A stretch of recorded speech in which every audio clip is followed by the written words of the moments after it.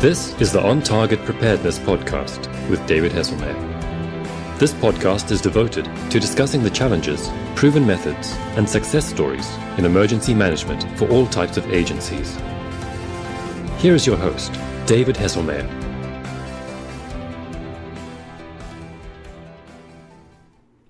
Hello and welcome to the On Target Preparedness Studios. You are listening to the On Target Preparedness podcast. Today is Friday, May 11th, and we are here with starting back with our podcast, and hopefully we'll be more regular here. So welcome. I'm your host, David Hesselmeyer. We're going to have a guest with me today. I'll introduce him in just a few minutes. And we've got a really neat topic today that we're going to be discussing. So let's go ahead and jump right in. As always, we like to talk a little bit about what has On Target Preparedness been doing. And my gracious, we have been doing a lot recently. So just to give you some examples, we had a great time about a week ago in Wilson County where we were able to lead a tabletop exercise for Wilson County and surrounding counties on sheltering, mass sheltering during events such as hurricanes. And of course, coming up here in just a couple weeks, we'll be at the start of hurricane season for the Atlantic, the eastern seaboard of the United States. And so that went very well. I think that everybody learned a lot. We got a lot of praise for Emily Watson, one of our staff members, who did a great job of moderating that exercise and really just making it work out very well. Last month I had the privilege of teaching an ICS 3 and 400 class to Harnett County Health Department, and as I said here in the studios, I've got a little letter that they hand wrote and all signed from the class participants about how much they enjoyed it. We thoroughly enjoyed teaching it to them, and I think they were able to really get something out of it as we put them through the exercises and of course the knowledge of the information from the class. We've been doing some active shooter training for a variety of agencies, including Harnett County Health Department. We're going to be doing some more with them. And probably one of the last things, couple last things, we've had the privilege to be working a lot more on grants outside of emergency services. We do grant writing for everybody, as you're well aware, and we have recently been working with Warren County Health Department, and we did 4 different grants in 1 month. It was quite a large task, but we were able to do it with some help, and we're able to knock that out of the park. So hopefully here in the next month or two, we'll get a lot of good positive information. And the good one of them is an opioid prevention grant, and we're working with the Sheriff's Department on that and several other partners. So even though it's a health department grant, something that definitely benefits the emergency services within Warren County. And finally, it's actually been 2 weeks ago now or so. I can't even keep up with it, but it seems like yesterday. I had the privilege of being at FDIC in Indianapolis with the Penwell Publishing Company and Fire Engineering Magazine. Thoroughly enjoyed it. Had a chance to spend a lot of time with a lot of awesome instructors and participants there. Had the privilege of teaching our grant writing for emergency services on that Friday morning. Got a lot of great feedback. I'll give just a little teaser. I've got a good buddy of mine, John Hayowick, with the Passaic, New Jersey Fire Department, and I are starting to look at possibly a unique idea for a class that we're going to propose to Chief Halton and Diane Rothschild from Fire Engineering to see if they may want that for next year's FDIC. So I won't give too much away about what it may be and how it'll work, but I can definitely tell you that we're looking forward to it, and we'll see what comes out of it. So, but now that we got a little bit about what we've done over the last couple months, let's talk about a little bit of some shout-outs. As I always like to do. So the first shout out I'm going to give is to Sean Blomker with Max Firebox and Andy Starnes and his crew with Insight Training. if you have not looked at these two groups, you need to look at them. Spend some time researching them because they are just really amazing in what they do.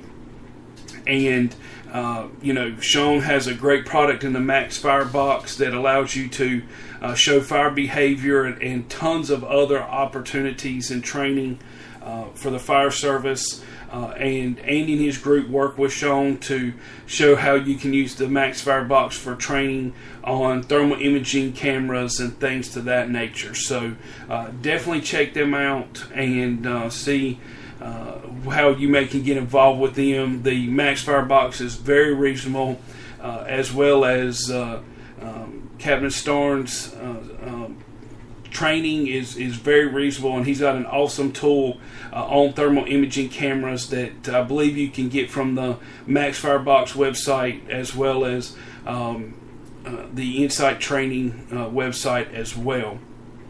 So the second and final shout out that we want to do is really to everybody with the Penwell publication team and the FDIC team. This was my first time going to FDIC. I've been to many different conferences and conventions and things like that, from preparedness and public health to emergency management to fire conferences, EMS conferences, just a lot over my close to 21 year experience. And I'm going to tell you that they really, really did an amazing job. I think that Chief Halton got everybody fired up at the opening ceremony and just really set the stage and the standard for the conference, and I think that was amazing for him to do, and just the way that all the details were taken care of. It was just amazing to see that they put 110% effort into it. So I'm very happy that I got to attend that and everything, and get to really experience Indianapolis for a first time of hopefully many, many more to come. So great job to all of those groups there. So now we're going to introduce our guest and then jump into our topic. So I met this gentleman probably a couple months ago. As you're well aware, Campbell University and On Target Preparedness has a partnership where we take interns from the Homeland Security program, and this is how I met Mr. Jonathan McNeely. He is actually working on an internship. He's one of actually two that are interning with us right this minute. We'll have two other interns later on in the summer from the Homeland Security program. And so we had a chance to meet, and he's in the process of his internship now. And Jonathan, welcome to the podcast, and why don't you tell us a little bit about yourself? Well, thank you for having me here today, sir. As he's already said, my name is Jonathan McNeely. Immediately after graduating high school, I joined the Marine Corps. I served 8 years with them, a majority of that being as a combat rifleman. I've done 2 deployments to Afghanistan. After that, I joined the Marine Security Guard Battalion, a special group in the Marine Corps that guards American embassies in foreign countries. I served at Lomé, Togo, Western Africa, Hanoi, Vietnam, and Athens, Greece. After getting out of the Marine Corps, I was accepted into Campbell, and now working on a Homeland Security degree. Awesome. Well, as we always like to say, first off, foremost, thank you for your service and protecting us back here for sure. And we're glad to have you on the podcast today, and glad to have you as an intern as well. So today's topic we're going to talk about is the role of community in emergency preparedness. As you heard me probably talk on previous podcasts, I believe in all of the OTP staff believe in what we call a collective preparedness idea. And this is where if every person, if every family, if every business, every organization works to be prepared, then as a society, we're more prepared for those things that come at us, those disasters, those incidents. So I thought I would explain this in starting out as start for talk for Jonathan and myself, that I remember back in Hurricane Matthew, which was, almost 2 years ago now, seems still so close, that my family, of course, works very hard to be prepared for all types of disasters. And I remember when the hurricane hit, I was actually at the fire station, and my wife and daughter Reagan were here at the house, and basically they had what they needed to have to get through life. Now, is it going to be a Taj Mahal kind of lifestyle during a disaster like a hurricane? Absolutely not. But they had plenty of food that wouldn't spoil, non-perishable food. They had plenty of water. Even when the power went out for the time that we were through, we still had everything we needed, candles and things to that nature. However, I can tell you that people around us hadn't prepared. And as a result, that put more of a strain on fire, EMS, law enforcement, emergency management, just everybody to try to help them. So as a result, I guess the first and foremost thing that people and what we need to as professionals help people understand is to get their buy-in to prepare themselves. So Jonathan, have you ever experienced a time like that, like I have, where you've seen direct result of people not being prepared and how that has affected others, family members, all the way to first responder professionals? Yes, sir, very much so. Going off your same example with Hurricane Matthew, I was still currently here attending college. I had done my prep work, making sure I had toiletries, water, preservable foods that could be electricity, dry goods, things like that. But the storm was a day or so away, and there were a few things I wanted to go out and receive just to have one last good night.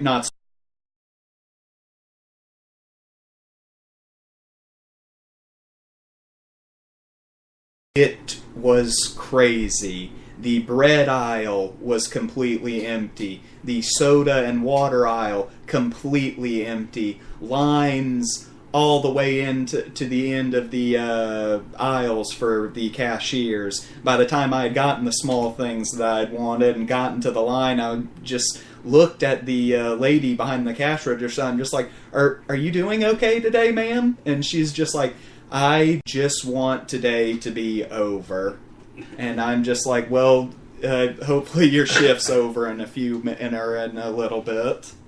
Absolutely. And just as a joke, there was or a joke that I heard was that there was one time there was a meteorologist and his boss who were preparing to put out information about a storm coming, in trying to inform the public, and the boss said, hold on a second. He went away for about 10 minutes and did something, came back, and he told the meteorologist, go ahead and put out the information now.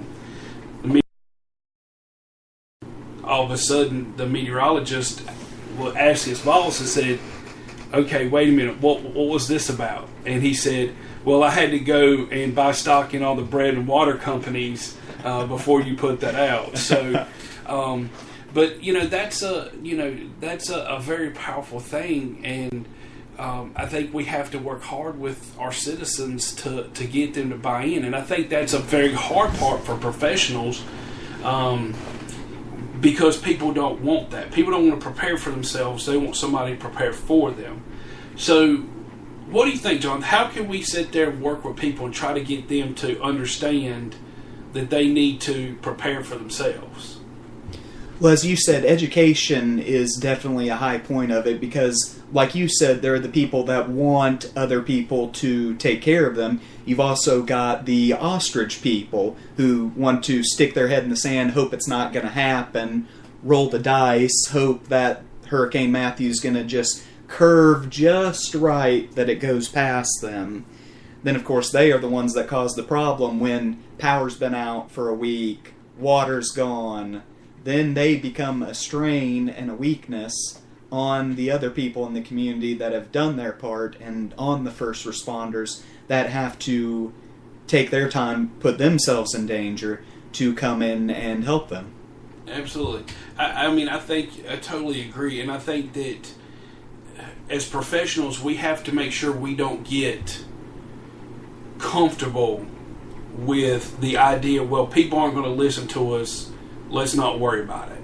And I think that that's sometimes the mentality we get as professionals. And, that's why I always argue that anytime you have the ability to be at any, especially here in North Carolina, it seems like that every county has some type of fair or event or something that's always going on in their community. And it's, being out there, being active with them, getting brochures and things, to the people about how to prepare. I mean, you can go to FEMA and order all types of free, documents that we do it, as part of, preparing our county,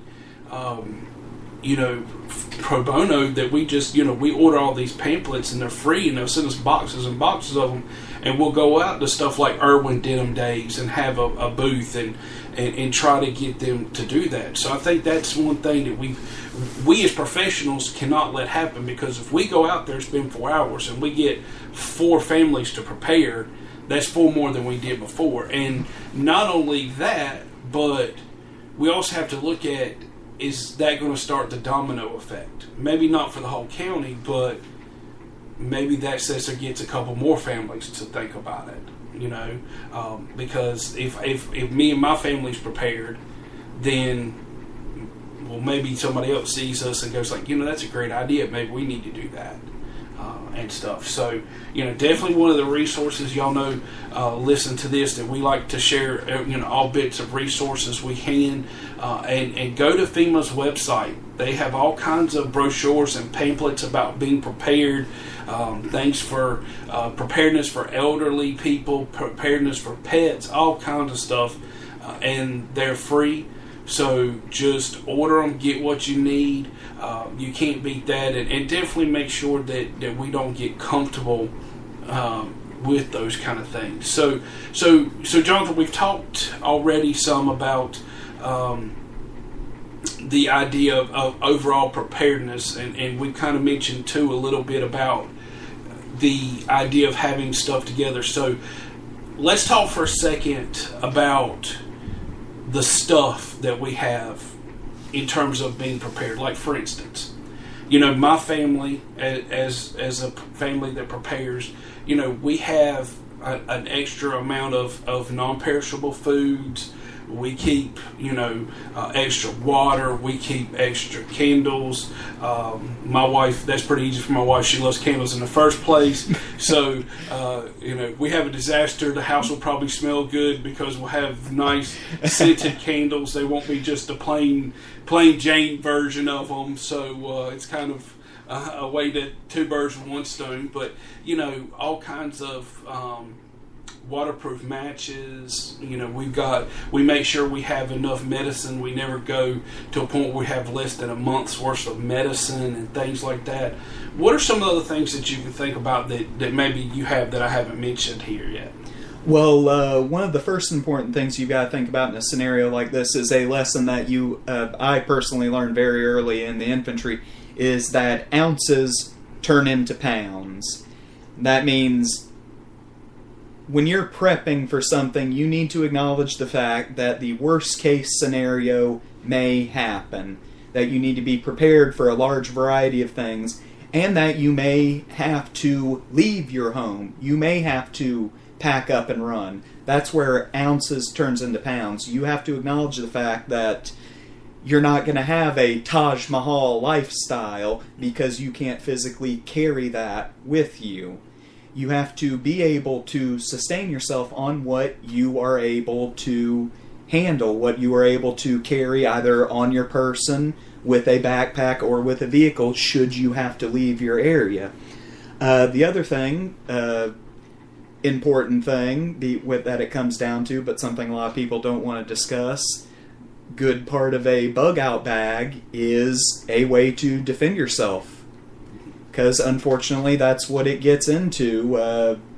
I will always remember this quote. It was from the original MIB movie. It's just like, oh no, a person is smart. People are dumb, panicky animals, and you know it.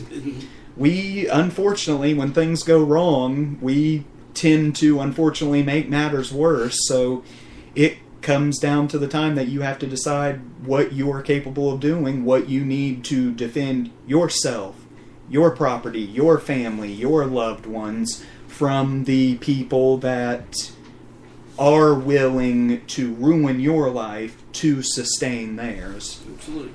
And one of the things I also, put in there in the things we're talking about, that I can tell you that people oftentimes forget about and don't understand the true value is copies of personal documents, driver's license, birth certificates, homeowners insurance policies, car insurance policies, just a wide variety of things to that nature.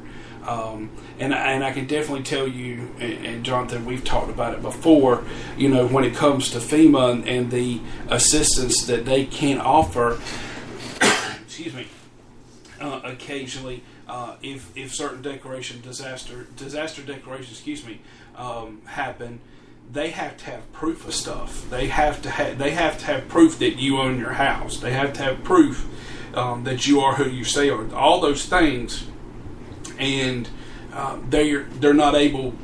You can gripe and fuss and complain all you want to, but unless you have that, you're not going to sit there getting assistance from them in terms of getting a check and trying to get back on your feet. So I think we definitely should be thinking about that. And another resource here for you is, of course, and most of y'all probably know about this if you listen to this podcast, but in case you don't, ready.gov is a great spot to go.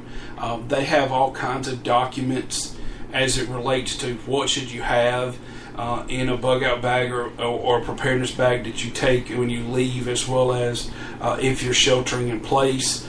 So definitely a thing to look at. And one aspect about that too, as the saying goes, don't forget about Fluffy. We don't want to sit there, if it's something between a human and an animal, we may have to sit there and forgo the animal. But, make sure you have enough food for your animals that if something does happen, you really should have 3 to 4 days for supplies to take care of yourself. Wilson County Emergency Management, Gordon Dino and Rodney Dancy, two good friends and colleagues of On Target Preparedness, they actually have it on their vehicle. The first 72 are on you, which means the first 72 hours you need to have supplies to support yourself, bottom line, because it's going to take time to get activated. It's going to take time to get things situated, and there's going to be a lot of priorities that are going on. And obviously, life safety is number one. You sitting there and having electricity is not high on that priority list, unfortunately. So, excuse me, y'all. Unfortunately, this North Carolina pollen is getting on me a little bit today. So, I think enough that we can pretty much say that we've talked enough about preparedness kits and having those kind of things for yourself. So let's talk about planning for a little bit in terms of just overall planning. I feel that we need a preparedness plan for your family. And that doesn't have to be something, people think when I say that it's got to be something that's written down. I personally feel like that you can have a family preparedness plan and it doesn't necessarily have to be written down. What do you think about that? No, I completely agree, sir. I agree. You hear people saying that you need to have a plan. The first thing that comes to mind is a file cabinet, like, okay, fire, invasion, earthquake. No, it's the simple things, like especially when you have younger members of the family, children, it's including them on it. It is having something that the family can come together with, and when something bad happens, and that's as specific as it needs to get, there are certain things to do, certain steps, and ensuring that all members of the family know what they are. It reduces confusion, and especially with children, you're teaching them that, you're acquainting them with that, and you get to avoid those embarrassing, quick, what's the number to 911 situations. Absolutely. And you bring up a great point of keeping kids involved. I mean, that's something we do with our daughter Reagan, who 2 days ago reminded me it's her 9.5-year birthday. Still back in those days, I try to forget birthdays, and here she is counting half birthdays. But we talk to her about it, and we discuss it, and we practice it. And one of the things that always comes to mind when we talk about this stuff is that, is as simple as Reagan knowing, if this house catches on fire that we live in, she knows there's a certain tree that she's going to go stand beside. If mommy and daddy aren't out there, it doesn't matter. You stay right by that tree, and those kind of things. So she knows where to go and how to go. For that, and another aspect of it is that we talk to her about, and we include her in, but we think about is, what if we have to leave our house? Too many times we don't think about that. It's just simply we'll figure it out, and that's something we can't figure out later. We need to know now, and so we've planned with our families, and we've got my wife's, parents who live towards South Carolina. We've got my mom who lives more inland from where we do, all the way to, when Hurricane Matthew was coming and we were talking, we've got a family friend, Mike Mallow, who his family lives in Chicago, and he called me and was like, hey dude, if you need to come up here, we'll make room for you here in Chicago for you to stay, and that's so important because we got stuff that's a little bit south of us, we got stuff that's a little bit inland from us, and then we got some place that if just something really just horrifically happens, we can just go out of state, and so that's so important. So how do you go about talking to family members, you think, about and friends about, is this something we can discuss? It needs to be something that you must discuss, because it's not the kind of thing that you can do as the bombs are falling. Emotions are going high at that point, and you can't think straight, can't come up with anything. So it needs to be done during the times of peace is when you plan for war. It needs to be during the calm moments where you meet together, you discuss things as a family. Because, as you've hinted on in a few things, community is important. But unfortunately, with how dark things have been getting in the world lately, our sense of community has become slightly skewed. We need to all acknowledge that it's our neighborhood, our county, our state, our country. We are in this together, and we have to help each other if we want to make it through it. Absolutely. I mean, and that's a very good point, because that's something that's changed, since the 50s and 60s and things like that, where, you would have an emergency or disaster, and you would have a whole, a neighborhood that would be, you'd have the men who had, that were, had the strength and the abilities that would go out and they'd, find who needed help, and maybe it was, a grandma or grandpa that needed help out of their house, and they would go get them and bring them into their own house and care for them, and you don't have that today. And so, you make a good point that we need to definitely discuss that and really talk to each other about it and share. I mean, I know that, here for me, in my neighborhood, when we sit there and have any type of potential weather or other events, I'm sharing it with my neighborhood and my friends and family, and, you can use a wide variety of ways to share information, Facebook, text, group text, emails. I mean, we shouldn't be starved for true information, and things like that. So, I think that's very important, and just have that. And it doesn't have to be a doom and gloom thing.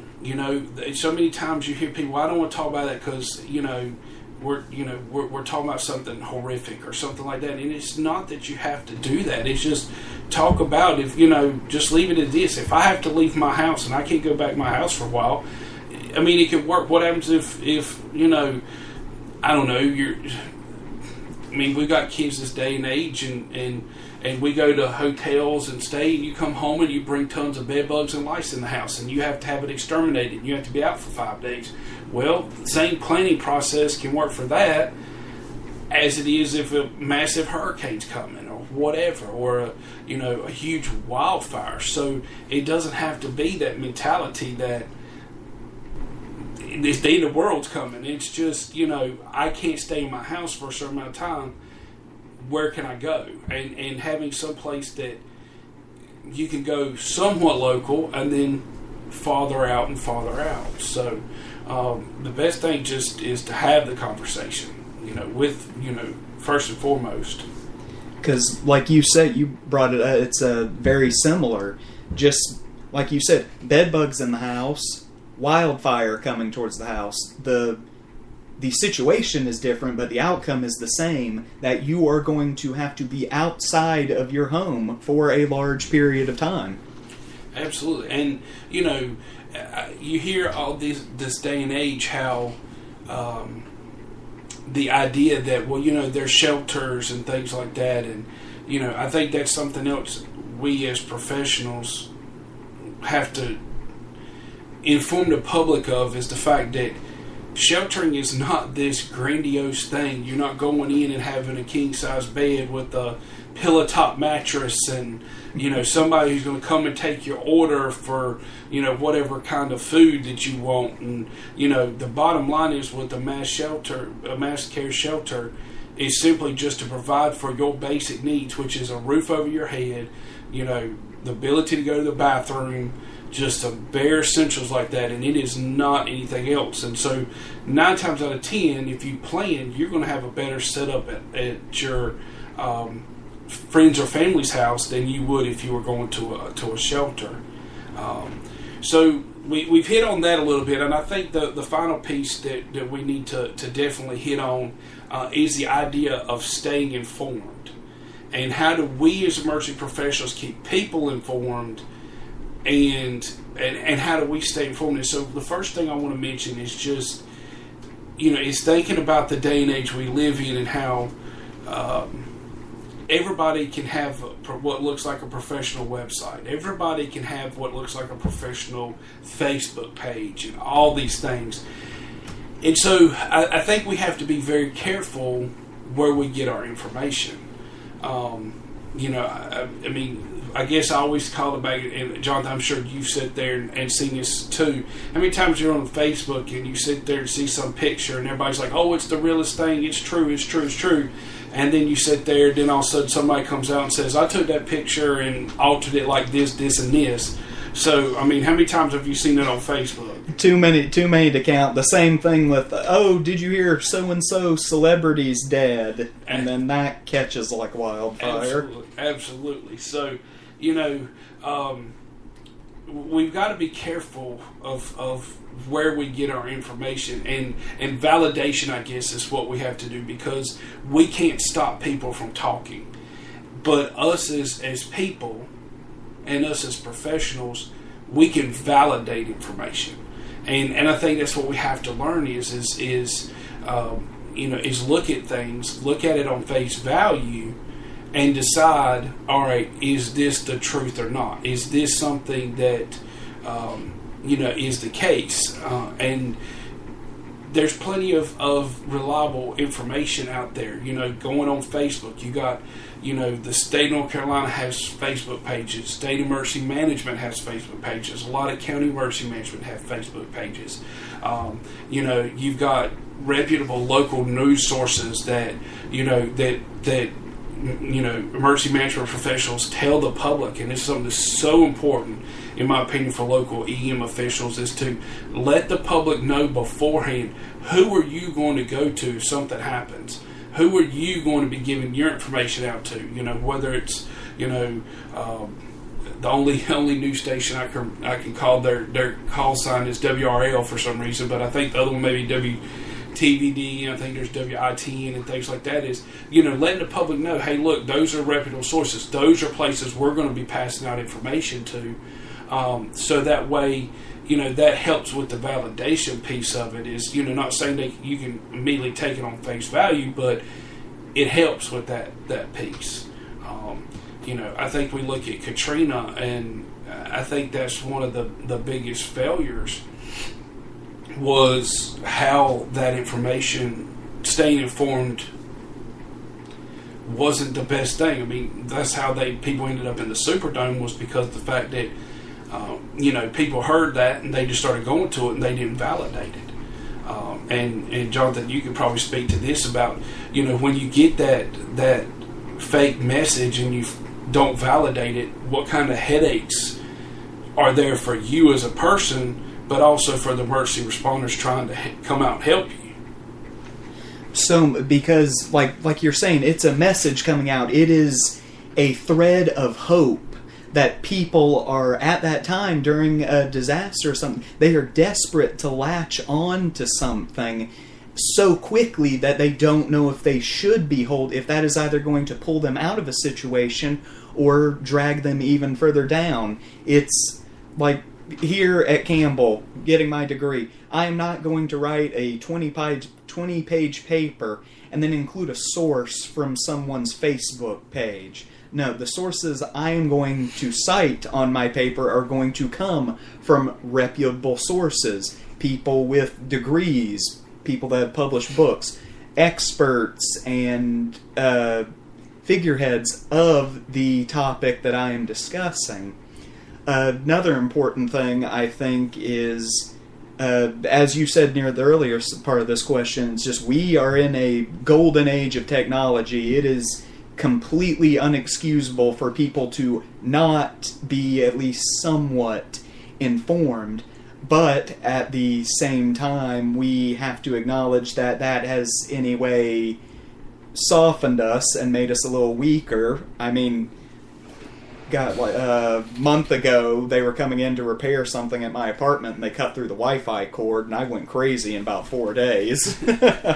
But so we need to have other options for if electricity falls. I mean, personally, I've got a battery operated with spare batteries radio, and if for some reason the batteries don't work, it has a crank on the side where about 20 minutes of cranking, I can get about 5 minutes of signal, but still, it's something. But it gives you that information. I mean, you should be able to get that information, maybe not complete, but you're still able to get something and be, you know, efficient at it. And I think that's so important. I mean, you know, and people talk about, you know, things in the kits and stuff being expensive, you know, and things including like batteries. And, you know, I tell you, for my family, we do one of two things. We sit there and keep stocked up from Dollar Tree for batteries. And then also is we'll sit there and keep an eye on things like Walmart and Lowe's and stuff. And when they have coupons or sales, we'll go buy a bunch of batteries and we make sure that we have it. And I agree with you. At this day and age, people should not have a lack of info. But information is so important. And it's something us as professionals need to make sure that we're doing to push out to the media and out to people, but we also need to work with our community to make sure that they understand how to validate information and where to go to get valid information from there. So we're pretty much running out of time here. We're actually, I think, about 39 minutes in, if my timer is recording right. But you know, basically, what we want to do today, like I said in the opening, is talk about the role of community and preparedness, and really, hopefully, how us as professionals should help them be prepared and find ways, find those unique ways that you can reach out to them and really just provide those types of benefits and things so we can have that collective preparedness. So I want to take just a minute and talk about where we're going to be and some things that are coming up here for on-target preparedness staff. Next week, all of the staff will be at the North Carolina Annual Preparedness Symposium in Greensboro, including our two interns, Jonathan McNeely and John Swanson.